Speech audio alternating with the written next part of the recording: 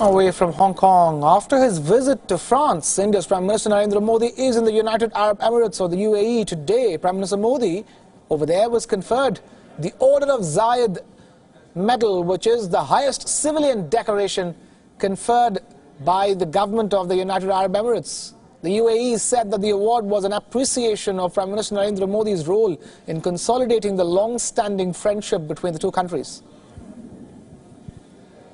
Earlier in the day, the Prime Minister met with Abu Dhabi's Crown Prince Mohammed bin Zayed Al Nahyan. The two leaders discussed a wide range of bilateral issues. He also met with the NRI community in Abu Dhabi.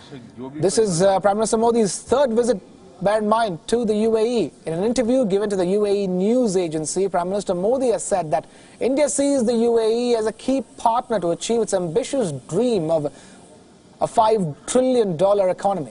He said, and I quote him here, there has been an increasing interest in investments in India in sectors ranging from renewable energy, food, ports, airports, defense manufacturing and other sectors. UAE's investments in infrastructure and housing are being enhanced. The UAE is our third largest trading partner with about $60 billion of bilateral trade in 2018-19.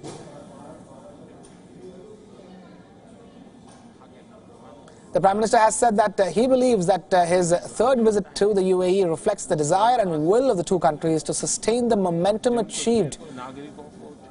A range of bilateral issues too are on the agenda. Wion World is one. Sumit Chaturvedi gets you more from Dubai.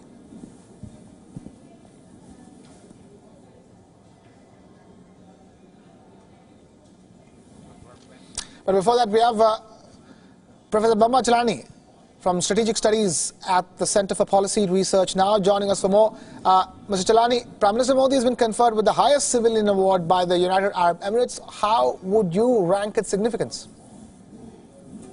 I think it's very important that Prime Minister Modi has been conferred the highest civilian decoration by the UAE government, because it underscores the fact that Modi has been able to build strong bilateral relationships with different countries in the Middle East, not just with the countries in the Gulf, but also with Israel, as well as with countries that extend beyond Israel. The fact that the UAE has not only conferred the highest civilian award to Modi, but also Jammu and Kashmir is very significant. So the UAE has emerged as an important partner and friend of India. Now, with these visits, how does the Prime Minister then intend to shape India's foreign policy with countries in the Middle East or West Asia?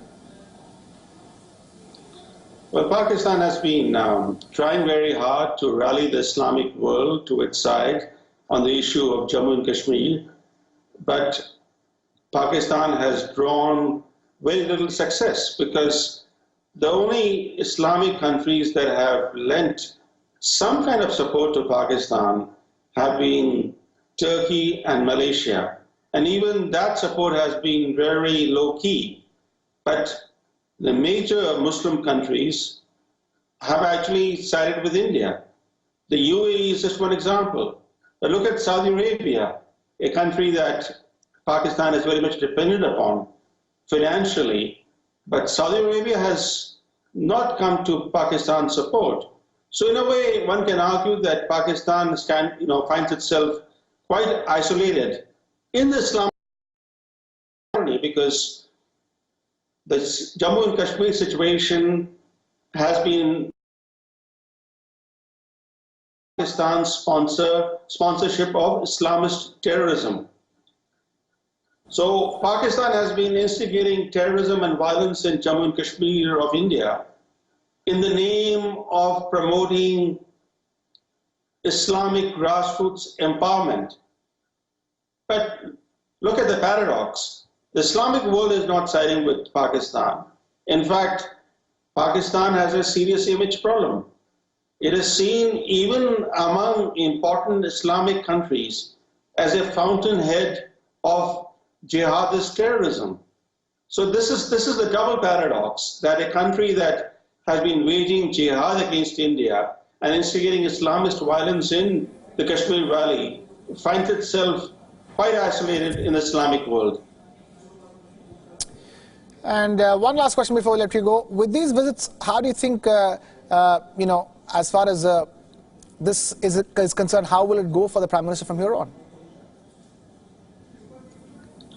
The fact that he took his trip to France to make side trips to UAE and Bahrain underscores the importance of the Middle East in Modi's foreign policy. What is Modi's foreign policy seeking to achieve? It's seeking to achieve strong bilateral relationships with all key countries, not just the major powers, but also countries that are regionally very important. The UAE is a very important regional power in the Middle East. Bahrain, of course, is a much smaller country.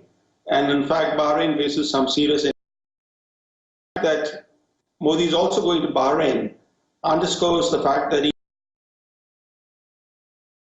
Indian diplomacy, not least because Bahrain hosts a large number of Indian workers. So given these realities, Modi is seeking to build important partnerships with all key players in the Middle East.